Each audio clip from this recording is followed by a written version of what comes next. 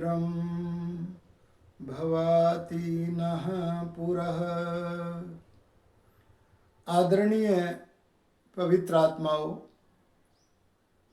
ऋषि मुनियों ने मनुष्य जीवन को वृक्ष से उपमित किया है। प्रत्येक वृक्ष के ऊपर एक ही प्रकार का फल लगता है, जैसे जामुन पर जामुन, आम के वृक्ष पर आम। लेकिन मनुष्य जीवन एक ऐसे वृक्ष के तुल्य है जिस पर एक प्रकार के नहीं अपितु 4 प्रकार के फल लगते हैं। यदि हमारे जीवन में 4 प्रकार के फल लगे हुए हैं तो हम कह सकते हैं कि उन 4 फलों से हमारा जीवन सफल है। और इसीलिए हम परमपिता परमात्मा से प्रातः काल और सायंकाल अत्यंत समर्पण भाव से कामना करते हैं कि हे प्रभो, धर्मार्थ काम मोक्षाणाम सद्यः सिद्धिर्भवेन्नः। धर्म, अर्थ, काम और सर्वोत्तम धन मोक्ष की सिद्धि हमें शीघ्र प्राप्त हो जाए। इनमें सर्वोत्तम धन मोक्ष है। यदि हम मानव जीवन के सर्वोत्तम धन मोक्ष को प्राप्त करना चाहते हैं तो हमें अपने तन को ब्राह्मण का बनाना आवश्यक हो जाता है। ये ब्राह्मण शब्द बहुत ऊंचे भावों को रखता है। ब्राह्मणत्व के बिना मानव जीवन की पूर्ण सफलता नहीं है। किसी मनुष्य का क्षत्रिय आदि वर्णों को धारण करना जहां उपयुक्त है, आवश्यक है, वहां ब्राह्मण बनना भी हमारा विशिष्ट कर्तव्य है। आजकल तो हम देखते हैं कि अव्यवस्थाएं चल रही हैं। उसे हम अव्यवस्था इसलिए कह रहे हैं कि क्योंकि वह परमेश्वर के नियम के प्रतिकूल है, और उस अव्यवस्था को हम जाति भी बोलते हैं। ये मनुष्यकृत जो जातियां हैं वे वास्तव में जातियां नहीं, बल्कि उन्हें हम तथा कथित जाति के रूप में कही जा रही हैं, ऐसा ही मान सकते हैं। वे जातियां नहीं हैं। जातियों का निर्माण तो परमात्मा जीव के कर्म के फल के आधार पर करता है। जिस समय किसी भी जीव का जन्म होता है तब पिछले जन्म जन्मांतर के कर्मों के गट्ठर में से, संचित कर्मों में से थोड़ा सा भाग वर्तमान जीवन के में भोगने के लिए जो निश्चित होकर आता है, उस व्यवस्थित भाग का नाम प्रारब्ध कहा है, भाग्य कहा है। वह भाग्य जहां आयु के रूप में होता है, सुख दुख के रूप में होता है, वहां जाति के रूप में भी होता है। और यही वास्तविक जाति है जो परमात्मा निर्मित करते हैं। जैसे हम सबकी मनुष्य जाति है। कोई गाय, कोई भैंस, कोई कुत्ता, बिल्ली, नाना प्रकार की योनियां अर्थात नाना प्रकार की जातियां हैं। इन्हीं को व्यवस्था के रूप में हमें मानना चाहिए। और जो मनुष्य कथित जाति व्यवस्था है वो वास्तव में व्यवस्था नहीं, अव्यवस्था है। इसलिए मैं यहां ब्राह्मण शब्द का प्रयोग वेद के अनुसार कर रहा हूं, क्योंकि ब्राह्मण जाति नहीं बल्कि ब्राह्मण तो वर्ण है। हम सब मनुष्यों की जाति है मनुष्य। परमात्मा ने हमें मनन करने का अवसर दिया है। मननात मनुष्य है, जो मनन करने की विशेषता रखता है, उस जीव का नाम मनुष्य है। और हम मनुष्यों में जो व्यक्ति ब्राह्मण बनना चाहता है वह धर्म अर्थ काम मोक्ष की सिद्धि शीघ्र प्राप्त कर लेता है। आजकल वर्ण व्यवस्था के विषय में सही प्रकार से न जानने के कारण बहुत सारे लोग मनुस्मृति पर आक्रमण करते हैं, वैचारिक आक्रमण करते हैं। मैं ब्राह्मण कैसे बनता इस विषय में मनुस्मृति के एक श्लोक को लेकर के आज उपस्थित हुआ हूं। महर्षि मनु जी ने एक श्लोक लिखा है, स्वाध्यायेन व्रतैर्होमैस्त्रैविद्येन यज्ञया सुतहि महायज्ञैश्च यज्ञैश्च ब्राह्मीयम क्रियते तनुः। इस मनु प्रोक्त श्लोक का समर्थन महर्षि दयानंद जी महाराज ने अपने अमर ग्रंथ सत्यार्थ प्रकाश में किया है। महर्षि दयानंद जो भी कुछ कहते हैं अपनी ओर से कोई कल्पना न करके, बल्कि जो वेद की सनातन बातें हैं, बल्कि जो ब्रह्मा से लेकर जैमिनी पर्यंत ऋषियों की बातें हैं, उसी का प्रकाश करने वाले हैं। आइए हम इस मनु प्रोक्त श्लोक के आधार पर स्वयं को ब्राह्मण बनाने का प्रयत्न करें, लेकिन कभी भी पोप न बने, पोप लीला न करें। ब्राह्मण किसे कहते इस श्लोक से जाने। स्वाध्यायेन, सकल विद्याओं के पढ़ने और पढ़ाने से मनुष्य ब्राह्मण बनता है। और जहां हम शरीर रूपी गढ़ के बाहर की विद्याओं को जानने के लिए पढ़ें, वहां उससे भी अधिक आवश्यक है हमारे आंतरिक जगत को पवित्र करने की विद्या को पढ़ना, जिनसे मन की पवित्रता, आत्मा का उत्थान और परमेश्वर की प्राप्ति हो। ऐसे ग्रंथों के स्वाध्याय के अध्ययन के करने का नाम स्वाध्याय है। व्रतैहि, ए मनुष्य, अगर तू ब्राह्मण बनना चाहता है तो तुझे सत्य नियमों को धारण करना होगा। जैसे ब्रह्मचर्य सत्य नियम है, जैसे सत्य भाषण करना सत्य नियम है, ऐसे ब्रह्मचर्य सत्य भाषण आदि नियमों के द्वारा कोई मनुष्य ब्राह्मण बन सकता है। इनके स्थान पर जो वस्तुतः व्रत नहीं है, उनको करना ब्राह्मणत्व तो नहीं है, उनको करना पोप लीला तो हो सकती है। आजकल बहुत सारे लोग स्वयं को ब्राह्मण बोलते हुए पोप लीला करते हैं, पोप बने हुए हैं। हमें यह पोप शब्द वैदिक साहित्य में आर्ष ज्योतिर्दयानंद से पहले मिलता ही नहीं था। महर्षि दयानंद जी ने कहा कि जो ब्राह्मण के आसन पर बैठकर ब्राह्मणत्व को छोड़कर वेद विरुद्ध कार्य करता है, ब्राह्मण विरुद्ध कार्य करता है, उन लोगों का खंडन मैं ब्राह्मण शब्द के द्वारा कभी नहीं कर सकता, क्योंकि ब्राह्मण शब्द और उसका अर्थ जिसके जीवन में विचरण करता है वह ब्राह्मण तो सबका पूज्य होता है। तब उन्होंने ऐसे दुष्ट मनुष्यों के लिए एक शब्द गढ़ा और वह शब्द निकाला उन्होंने, पोप। महर्षि दयानंद से पूछा, ये पोप क्या होता है? तब ऋषि दयानंद बोले कि विदेशों में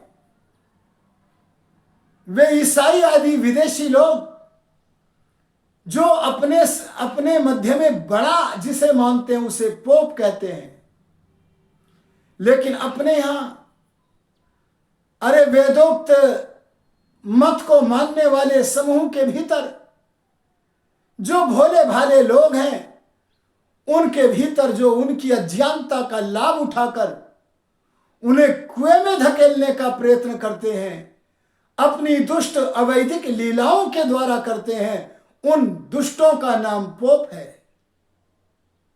वे कैसी कैसी पोप लीलाएं करते हैं। कहा तो उनका कर्तव्य था कि सत्य नियम, ब्रह्मचर्य, सत्य भाषण आदि की प्रेरणा देवे, उपदेश देवे, स्वयं रथी बने, दूसरों को बनाए, और कहा वेद विरुद्ध वार्ताओं को अरे ब्रह्मा से लेकर दयानंद पर्यंत ऋषियों के विरुद्ध पोप लीलाओं में फंसाते हैं। कई बार तो वे जन्मपत्री बनाते हैं। अगर कोई जन्मपत्री बनाने वाला धनिक हो तो बड़ी सुंदर रचना करते लाल पीली रेखाओं से, और धनिक के सामने बढ़ा चढ़ाकर उसके संतान के विषय में काल्पनिक मनगढ़ंत बातों को सुनाते हैं। लेकिन इससे पोप जी का काम नहीं चलता।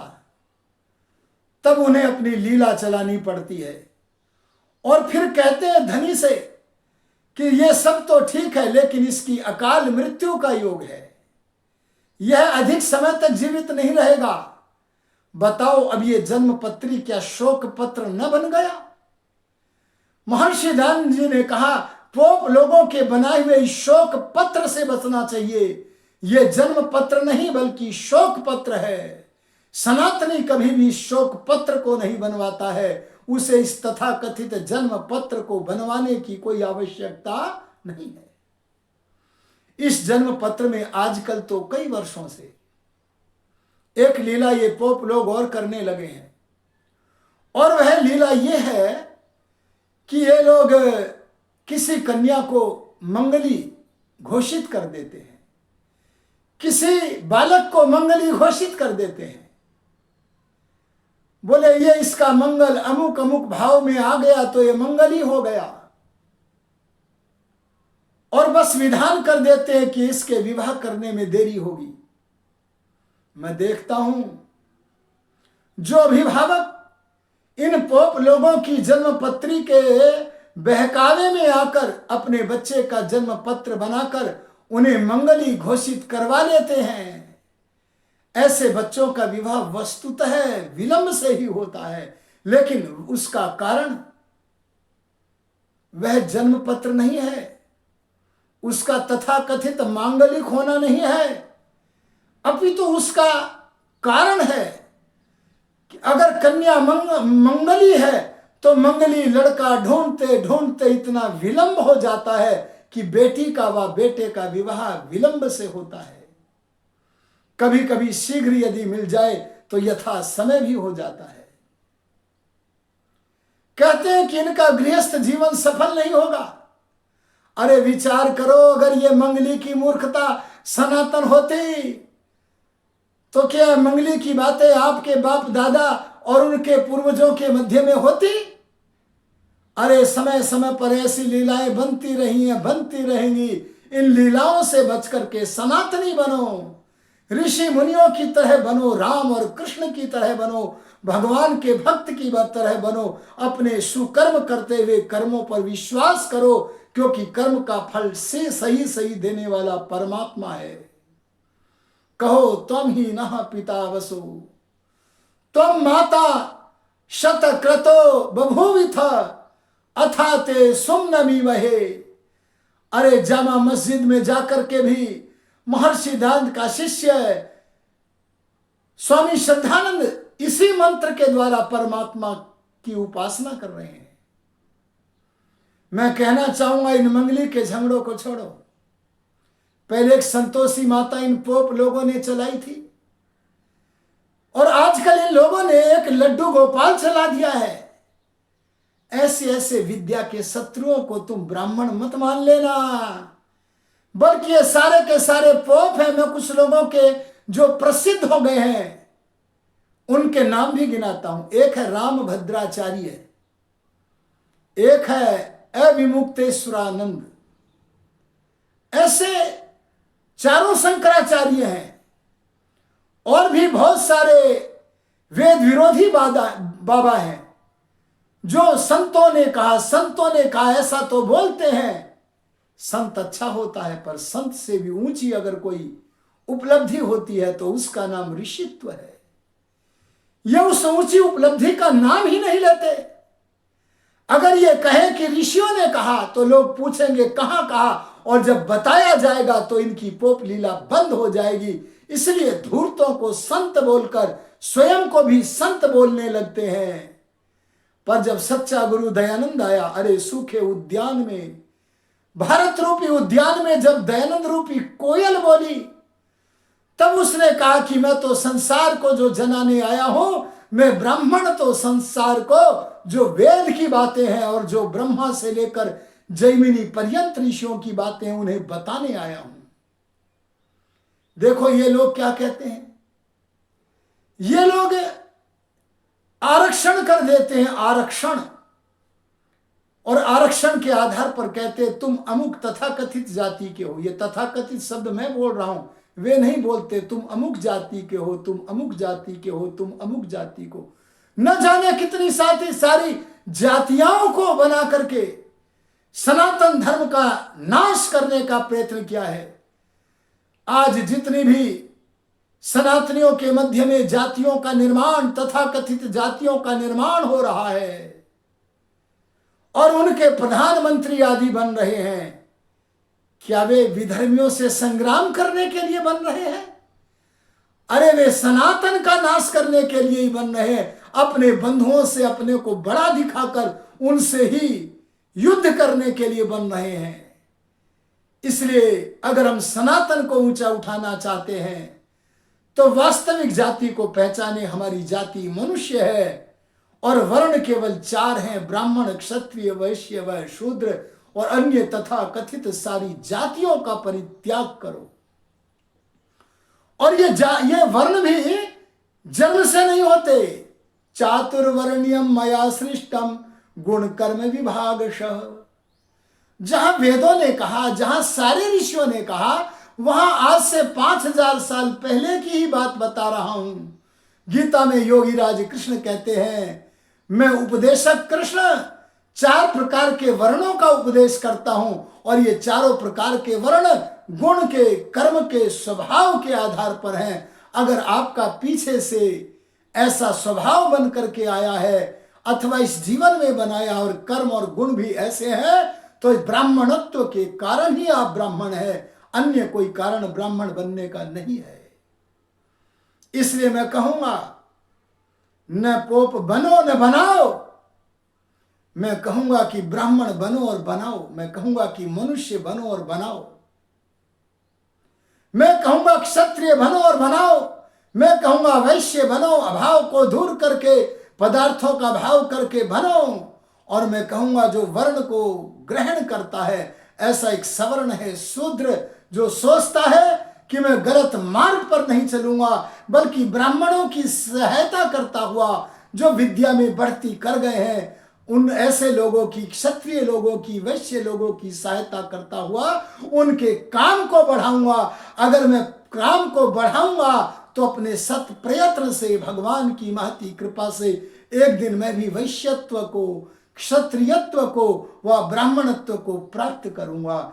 इसी का नाम है सत प्रयत्न पुरुषार्थ। इसीलिए महर्षि मनु जी ने लिखा, स्वाध्यायेन सकल विद्याओं के पढ़ने पढ़ाने से, व्रतेन सत्य नियमों के धारण करने से, होम ही हु धातु से बना है, जिसका अर्थ है देना भी लेना भी। होम का अर्थ है हवन करो, इसमें आहुतियों का देना लेना भी होता है। होम का अर्थ है ग्रहण करो सत्य को, होम का अर्थ है त्याग करो असत्य का, होम का अर्थ है सत्य विद्या का दान करो। इससे मनुष्य तुम ब्राह्मण बनोगे। अरे महर्षि दयानंद कहते हैं, और मैं भी कहता हूं, उनका शिष्य है, उनका चरणानुरागी मैं भी कहता हूं, कितना बड़ा सौभाग्य है मेरे जैसे लोगों का जो महर्षि दयानंद के पद चिन्हों पर चल रहे हैं। मैं कहना चाहूंगा, अरे जैसे कोई भी मनुष्य परोपकार के बिना साधु नहीं हो सकता है, ठीक वैसे ही कोई मनुष्य विद्या के बिना ब्राह्मण कैसे हो सकता है। इसलिए स्वाध्याय करना आवश्यक होता है। ब्राह्मण बनने के लिए सकल विद्याओं को ग्रहण करना, सकल विद्याओं का प्रचार प्रसार करना आवश्यक होता है, सत्य विद्याओं का प्रचार प्रसार। स्वाध्यायेन व्रतैर्होमैः त्रैविध्येन, जो त्रैविद्य है अर्थात वेदस्थ, वेद में विद्यमान 3 प्रकार की विद्या है, ज्ञान, कर्म, उपासना। इन तीनों विद्याओं का जो विद्वान है इज्जया, और जो अग्निष्टोम आदि यज्ञों को करता है सुत ही। अरे तुम सच्चे ब्राह्मण हो ना, तो तुम्हें अपने बच्चों का निर्माण करना चाहिए। एक मिस्त्री, एक राज अगर किसी भवन को बनाता है, अगर वो अच्छा कलाकार है, तो अपना निर्माण किए बिना, मानवता को ग्रहण किए बिना अपनी कलाकारी से अच्छा भवन बना लेता है। लेकिन कोई भी माता पिता पहले अपना निर्माण जब तक नहीं करेगा तब तक अपने बच्चों को ऊंचा नहीं बना सकता, क्योंकि बच्चों को ऊंचा बनाने के लिए अनुशासन चाहिए, प्रशासन नहीं। इसलिए स्वतः ही उत्तम संतानों की उत्पत्ति से कोई मनुष्य ब्राह्मण आदि वर्णों को ग्रहण करता है। महायज्ञ, देखो यहां यज्ञ नहीं कहा, महायज्ञ कहा है। 5 कामों को महायज्ञ कहा है महर्षि मनु जी ने, आर्ष ज्योतिर्दयानंद सरस्वती जी ने भी। अगर तुम चाहते हो कि तुम्हारे बच्चों को कोई कन्वर्ट न कर सके, तुम्हारे बच्चों को कोई भोले भालों को देखकर, अज्ञानियों को देखकर कोई मतांतरण न कर सके, कोई ईसाई व्यक्ति ईसाई न बना सके, कोई मुसलमान बहका न सके, सत्य मतस्थ बने रहे, तो इसके लिए अपने घर में 5 महायज्ञ लागू कर दो, तो आप केवल ब्राह्मण ही नहीं सनातनी बनोगे। और वे 5 महायज्ञ कौन से हैं? ब्रह्म यज्ञ, वेद आदि सत्य शास्त्रों के पढ़ने का परम धर्म बच्चों में डालो, और ईश्वर का उपासक बनाओ उन्हें। स्वयं भी ईश्वर को प्रत्यक्ष करने का प्रयत्न करो, बच्चों को बनाओ। देव यज्ञ, अरे पूर्वजों की तरह अपने घर में नित्य अग्निहोत्र करो। अगर नित्य अग्निहोत्र करने के लिए समय नहीं है तो तुम्हारे पास जितना भी समय है ना, सारा व्यर्थ है। अगर भगवान की अत्यंत प्रीति पानी है, भगवान का प्रसाद प्राप्त करना है, तो हवन तो करना पड़ेगा, भगवान की आज्ञा का पालन तो करना पड़ेगा। श्री राम की तरह, कृष्ण की तरह, माता कौशल्या, माता सीता की तरह करना पड़ेगा। इसलिए दूसरा यज्ञ देव यज्ञ अर्थात हवन करो। पितृयज्ञ पोप लीला के अनुसार न करना, ब्राह्मण जैसा बताए वैसा करना। ब्राह्मण माने स्वाध्याय करने वाला, नियम पालन करने वाला, वेद का विद्वान, धार्मिक विद्वान जो बतावे वैसा करना। और वो वैसा जो श्राद्ध होता है वो होता है जीवितों का श्राद्ध। आप विचार करना, तीसरा जो यज्ञ मैं बता रहा हूं मनुस्मृति के श्लोक के आधार पर, उसका नाम है पितृयज्ञ। पालन करने वाली जो हमारी शक्तियां हैं, माता पिता, दादा दादी, ताऊ ताई, चाचा चाची आदि, उन पालन शक्तियों को जो कि प्रत्यक्ष हैं, जो कि सुलभ हैं, उन जीवितों को अपनी आहुतियां दो। उन्हें प्यास लगे तो पानी दो, भूख लगे तो भोजन दो, अरे विश्राम देना हो तो बिस्तर लगा कर दो। ये जीवितों का श्राद्ध करो। पर हाय रे, क्या करें, हम सनातन धर्म से कैसे विमुख हो गए। हम ब्राह्मणों को छोड़कर, अरे वेद के विद्वानों को छोड़कर, ये जो बाबा बोलते हैं ना, नकली सनातनी, आभासी सनातनी, कहते महिलाओं को वेद मंत्र नहीं पढ़ना चाहिए। अच्छा, अपाला कौन थी? अरे बोलो, गार्गी कौन थी? मैत्रेयी कौन थी? क्या ये वेद की विदुषी नहीं थी? क्या माता कौशल्या वेद का मंत्र नहीं पढ़ती थी? इन मूर्खानंदों से, पोप लोगों से पूछो। अरे वाल्मीकि ऋषि लिखते हैं माता कौशल्या के विषय में, सा क्षौम वसना हृष्टा नित्यम व्रत परायणा अग्निम जुहोति स्म तदा मंत्रवत कृत मंगला। यहां मंत्रवत कहा है कि मंत्रों का उच्चारण करते हुए माता कौशल्या यज्ञ करती है। जब माता कौशल्या जैसी माता यज्ञ कर रही है, वेद मंत्रों का पाठ कर रही है, ये धूर्त लोग, पोप लोग महिलाओं के यज्ञोपवीत से भी उनको वंचित करते हैं। अरे महर्षि दयानंद आया और उस महात्मा ने हमारी झोलियों को सिद्धांत रूपी मणियों व मोतियों से भर करके कहा, जैसे बालक यज्ञोपवीत धारण करे वैसे बालिका भी करे, जैसे पुरुष योगाभ्यास करे वैसे महिलाएं भी करें। क्या इस सत्य वार्ता को कोई ऋषियों के अलावा कह सकता है? इसलिए मैं कहूंगा तीसरा काम पितृयज मरने के बाद मत करना। पोप लोग कहते हैं ये पेट दिया है, बोले पेट भरने को कुछ पाखंड चलाएंगे। सब क्षेत्रों में पाखंड भी चल रहा है। एक न्यायाधीश बैठा होता है, मैं सब न्यायाधीशों की बात नहीं कर रहा हूं, पर अधिकतर न्यायाधीशों की बात कर रहा हूं। उसके बराबर में एक व्यक्ति बैठा हुआ वहां घूस लेता रहता है, न्यायाधीश उसे जानता है लेकिन रोकता नहीं है। ठीक वैसे इन पोप लोगों ने अपने पेट को भरने के लिए पाखंड को बढ़ावा दिया और कहा जो तुम्हारे मृतक मर गए हैं उनको 16 दिन तक श्राद्ध का नाटक करो। वो नाटक नहीं कहते, नाटक मैं कहता हूं, अभिनय तो मैं कह रहा हूं, वो तो कहते हैं श्राद्ध करो और उनको जो वस्तु प्रिय थी हमें दो। और मूर्खों ने भोले भाले लोगों के लिए एक नदी की कल्पना कर दी और उस नदी का नाम इन लोगों ने रखा वैतरणी नदी। आपको मानचित्र में अथवा चर्म चक्षुओं से गंगा नदी दिखेगी, आपको यमुना दिखेगी, नर्मदा दिखेगी, तमाम नदियां जो हैं वो दिखेंगी और देख नहीं सकते तो कम से कम मानचित्र में भी तो दिखेंगी। लेकिन ये पोप की लीला से बनी हुई वैतरणी नदी क्या आपने कहीं मानचित्र में भी देखी है? और ये कहते गोदान करो, क्या होगा? तुम जिस पितर की कामना करके गोदान करोगे ये गाय उस वैतरणी नदी को पार करा देगी तुम्हारे पिता को, इसकी पूंछ पकड़ के पार हो जाएगा। दूध स्वयं दुष्ट पीता है और बहकाता अपने शिष्यों को कि इसकी पूंछ पकड़ करके वही तरणी नदी पार करेगा। अरे जब तक सनातन धर्म के अंदर से ऐसे ऐसे पोप लोगों का पर्दाफाश करके लोगों को ब्राह्मणत्व की शिक्षा नहीं दी जाएगी, मनुष्यत्व की शिक्षा नहीं दी जाएगी, अरे वेद विद्या के अधिकारी विद्वान बनाने की शिक्षा नहीं दी जाएगी, सनातन वेदोक्त मत में स्थित होने की शिक्षा नहीं दी जाएगी, तब तक लोग परेशान रहेंगे इस पोप लीला से। इसलिए कहा जीवितों का श्राद्ध करो। पोप लोगों से एक बात पूछना, आहुति जलती अग्नि में देते हैं कि बुझी में? अरे बुझी का नाम राख है, जली का नाम आग है, जो धर्म रक्षा करे उसका नाम आर्य साज है।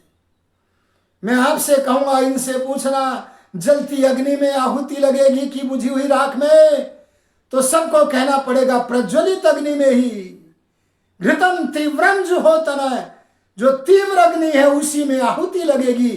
अरे जब तक हमारे पितर जीवित हैं, प्रज्वलित हैं, इस देह में विद्यमान है, प्रत्यक्ष हैं, सुलभ है, तभी हम सेवा शुश्रूषा रूप आहुति उन्हें दे सकते हैं। लेकिन जिनका मिलना अत्यंत दुर्लभ है, जो प्रत्यक्ष नहीं है, ऐसे दिवंगत अपने पूर्व पुरुषों को हम कैसे श्राद्ध कर सकते हैं? उनका श्राद्ध तो हम जीवितों का ही जो करना था कर चुके, अथवा जीवित है तो उनका कर पा रहे हैं। इसलिए पितृयज्ञ करो, तीसरा यज्ञ है ये जीवितों का श्राद्ध, प्रतिदिन श्राद्ध। और चौथा है बलि वैश्वदेव यज्ञ। ये पांचों यज्ञ गृहस्थियों को करने ही चाहिए, हर गृहस्थी को करने चाहिए, तभी तुम सनातनी कहने के अधिकारी हो। और बलि वैश्वदेव का अर्थ है बलि माने बल, दाने धातु से बलि पद बनता है, जो प्राणी मात्र के उपकार के लिए देने के योग्य कोई पदार्थ है उसका नाम बलि है। और वो निष्पक्ष होकर का विश्व के सब प्राणी जहां जहां हमारी पहुंच है हम दे सकते हैं, यथा सामर्थ्य उतना हमें उनका उपकार करना, यह है बलि वैश्वदेव यज्ञ। इसकी आहुतियां भी हम पाकशाला की अग्नि को, पाकशाला के वायुमंडल को शुद्ध करने के लिए दिया करें। और पांचवा यज्ञ जो कहा महायज्ञ नाम से, वो है अतिथि यज्ञ। गृहेनो अतिथिर्वसतु, हमारे घरों में अतिथियों का आगमन होना चाहिए। और अतिथि वही होते हैं जो विद्वान है और धार्मिक है। अगर वे हमारे घर में आवेंगे तो हमारे घर में किसी की पोप लीला न चलेगी। पोप लीलाएं कैसे चलती हैं सुनो। एक पाखंडी पोप जी आते थे भोले भाले परिवार में, अनेक भोले भाले परिवारों में जाते थे, पर मैं तो एक परिवार की घटना सुनाता हूं। और वो परिवार सनातन धर्म के ऋषि निर्मित सत्संग आर्य समाज में प्रवचन सुनने सुनाने जाने लगा था। वो सत्यार्थ प्रकाश जैसे ग्रंथों को पढ़ने लगा था। अरे उसे सत्य मत का वेद मत का ज्ञान हो गया था, धार्मिक बन गया था। लेकिन पोप को पता नहीं था, बहुत ठगा था इस परिवार को। आज आ गया, बोले हमें काला दान चाहिए। अब तो ये बुद्धिमान बन चुका था परिवार। इस परिवार के जो बड़े थे, पति पत्नी या बच्चों के माता पिता, वो जानते थे ये काला दान, इसकी दृष्टि हमारी काली भैंस के ऊपर है। बहुत ठगा इस पोप ने। आज इसको बताएंगे हम इसकी लीलाओं के विषय में। बस पति देव ने अपनी पत्नी को संकेत किया कि जाओ इनको काला दान करो। पत्नी बुद्धिमती हो गई थी। अब बुद्धिमती तो पहले से भी थी, पर अब तो ज्ञान भी आ गया था। घर से एक थाली में कोयले काले काले रख करके ऊपर से चादर ढक करके ले आई, लो जी काला दान। अब ब्राह्मण नहीं, पोप जी बोले, पाखंडी बोले, वेद विरोधी बोले, सनातन धर्म से विरुद्ध चलाने वाला दुष्ट बोला। क्या बोले? नहीं सुनो यजमान, समझो हमारी बात, काला हो और जान वाला हो। यजमान समझे हुए थे, जान वाली तो भैंस है। पत्नी को कहा जाओ, ये जड़ वस्तु नहीं चाहिए, जान वाली चेतन वस्तु चाहिए, इनको चेतन काला चाहिए। बस पत्नी ने विचार किया कि हमारे गांव में बाग में एक सपेरा रहता है, उस सपेरे से एक सांप की जो डलिया होती है उसको ले आई। बोले कुछ समय के लिए दे दो, और उसको ढक करके अच्छी तरह से एक वस्त्र से बोली लो महाराज, काला भी है जान वाला भी है। खोला तो पाया कि उसमें सर्प है, फुंकार रहा है। बोले क्या हो गया, तुम समझे नहीं? काला भी हो, जान वाला भी हो और दूध देने वाला भी हो। वो तो जानते थे कि भैंस पर दृष्टि है। यजमान ने फिर कहा जाओ इसको लौटा करके लाओ, इनकी बात को समझो, दूध देने वाला भी हो। अब है पहुंच गई बाग में ही एक कुतिया, कुछ ही दिन काली थी, ब्याही हुई थी। उस कुतिया को पकड़ के ले आई, उसके साथ में उसके बच्चे भी आए। बोले देखो काला भी है दान, जान वाला भी है और दूध भी देता है। अब कान खड़े हो गए इस पोप जी के। बोले तुम कहीं आर्य समाज में तो नहीं जाने आने लगे हो? तब उन्होंने अपने वास्तविक स्वरूप को प्रकट करते हुए कहा अब हम दृढ़ सनातनी बन गए हैं। अब हमें कोई सत्य मत से इधर उधर नहीं ले जा सकता। हमें कोई मुसलमान व ईसाई या कोई भी विधर्मी अपने मत की तरफ आकृष्ट नहीं कर सकता। और हमारे भीतर रहने वाले तुम्हारे जैसे जो पोप हैं, पापी हैं, वे भी हमें ठग नहीं सकते। अब हम दृढ़ सनातनी आर्य बन गए हैं, वैदिक धर्मी बन गए हैं, राम की तरह कृष्ण की तरह अपने जीवन को बनाने की योजना बना बैठे हैं। बस मनी मन संकल्प रख करके कि अब इस घर में पुनः कभी आगमन उचित नहीं है, वे पोप जी चल पड़े। कभी शनि दान के नाम पर, कभी किसी, यह नहीं बनना है। पर अपने घर में अतिथियों को बुलाओ जो ब्रह्मनिष्ठ हो, वेद के विद्वान हो और ब्रह्म के प्रति, परमेश्वर के प्रति निष्ठा रखते हो। अपने शिष्यों को अपने से नहीं, स्वयं जिससे जुड़े हुए हैं उस परमात्मा से जोड़ने का प्रयत्न करते हैं। अरे ऐसे गुरु देखना हो तो कोई भी ऋषि देख लो। आधुनिक काल में एक महाराज आए, आर्ष ज्योतिर्दयानंद सरस्वती। उन्होंने आर्य समाज के द्वितीय नियम में यह नहीं लिखा मेरी पूजा करनी चाहिए, यह नहीं लिखा कि किसी मनुष्य की पूजा करनी चाहिए, यह नहीं लिखा कि किसी जड़ वस्तु की पूजा करनी चाहिए। उन्होंने कहा ईश्वर सत्य चित आनंद स्वरूप है, उसी की उपासना करनी योग्य है। महर्षि दयानंद जैसे जो सच्चे गुरु होते हैं, उपदेशक होते हैं, वे अपने अनुयायियों को अपने से केवल इतना ही जोड़ते हैं ताकि वे उन सब को परमात्मा से जोड़ सके। उनके लिए मुख्य लक्ष्य होता है कि वेद मार्ग पर लोगों को ले जाना। इसलिए अतिथियों का आगमन होगा तो कोई पाखंडी, कोई पोप लीला करने वाला आपको भ्रांति में नहीं डाल सकता है। पंच महायज्ञ अर्थात ब्रह्म यज्ञ, भगवान का ध्यान, स्वाध्याय, देव यज्ञ, हवन, जीवित पितरों की श्रद्धा से सेवा सम्मान, प्राणी मात्र का उपकार और विद्वानों का घर में आना, प्रश्नोत्तर करना, शंका समाधान करना, ये 5 महायज्ञ करने से गृहस्थी सदगृहस्थी बनता है, सनातनी बनता है, सत्य मतस्थ होता है। यज्ञ और अग्निष्टोम आदि शिल्प विद्या का विज्ञान प्राप्त करना, नए नए आविष्कार करना, ऐसे यज्ञों के आयोजन जो करता है, ऐसे मनुष्यों का शरीर ब्राह्मी बनता है। ब्रह्म शब्द का एक अर्थ है वेद, ब्रह्म का एक अर्थ है ईश्वर, अन्य भी है, पर मैं अभी इस प्रसंग में 2 अर्थ बता रहा हूं। ब्राह्मी का मतलब है अपने शरीर को वेद से संबंध रखने वाला। अरे वेद और परमेश्वर की भक्ति का आधार रूप यह शरीर, ब्राह्मण का शरीर बनाया जाता है। अगर वेद और परमेश्वर की भक्ति करने रूप आधार बनेगा ये शरीर, तो हम ब्राह्मण कहलाएंगे। और अगर ऐसे न फंसा, पोप लीला में फंस गए, तो हम तो कुछ भी न रहे। इस जीवन में तो पीछे जन्मों के कर्मों का फल हम भोग रहे हैं। जब तक ये भुगतान चालू है तब तक तो चालू है, बीच में वर्तमान में किया जाने वाला जो कुकर्म है वो इसमें बाधा न पहुंचावेगा। इसीलिए किया गया कर्म कभी निष्फल तो नहीं होता, लेकिन किया गया कर्म तुरंत फल भी नहीं देता। इसलिए अज्ञानी पोप जैसे बहुत सारे लोग सोचते हैं और वे पाप करने से नहीं डरते।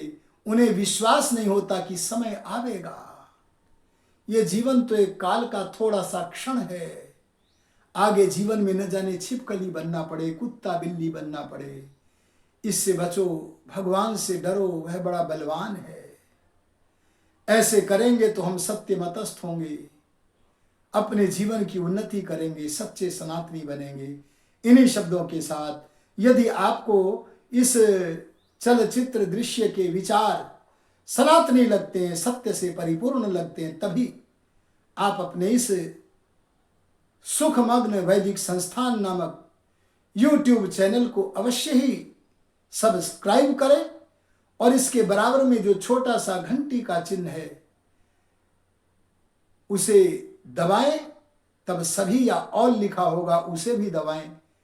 ऐसा करने से सनातन धर्म की तरफ ले जाने वाले सत्य विद्या से युक्त प्रवचन जो होंगे वो आपको सूचित होते रहेंगे।